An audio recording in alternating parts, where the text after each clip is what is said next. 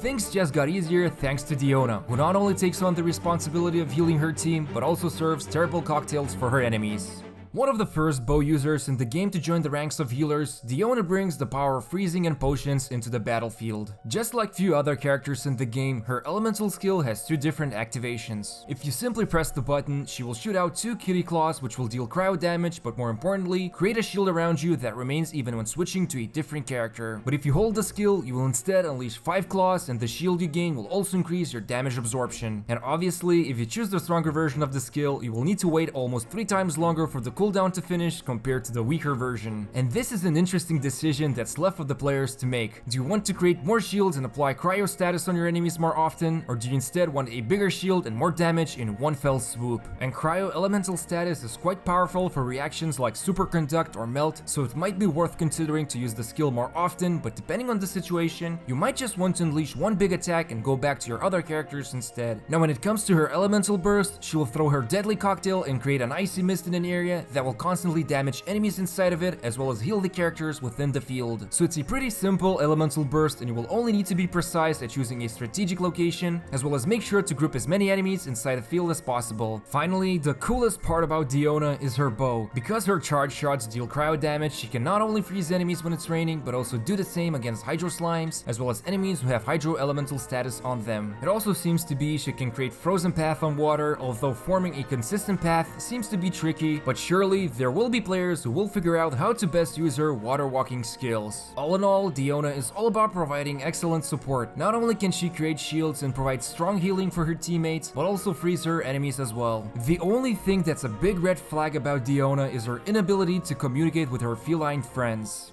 When it comes to team building, Diona is going to be an essential party member for any teams that have physical damage dealers. Creating superconduct reaction together with another electro character will be quite easy, especially once she drops her elemental burst. It's also rewarding to just keep switching back to her and applying cryo status effect with her elemental skill, since you always obtain a new shield. And her talents also help the team by quite a lot. The first one will improve the movement speed and reduce stamina consumption of anyone who has the Cryo Claws shield active. This is actually quite an exceptional talent for those annoying floors in the Spiral Abyss, where in terms of stamina, we have no stamina. Now her second talent makes things even easier when fighting inside her elemental burst field, since enemies' attack will be reduced, so you take less risk getting damage inside a circle. Another great thing about Diona is her playstyle, and that's because she is a ranged character. She can stay out of trouble and keep a distance between herself and enemies, so landing a couple of charge shots and using the skill will safely generate energy for the whole team. So she is pretty much a plug-and-play character that brings a strong elements into the team, especially when it comes to countering those annoying electro shields in the upper floors of the Abyss. All in all, Diona is a rather straightforward team member that will basically provide excellent support and healing, as well as consistent elemental reactions, most notable ones being superconduct and melt. But of course, if you're a fan of freezing your enemies to death, no one's stopping you from doing that.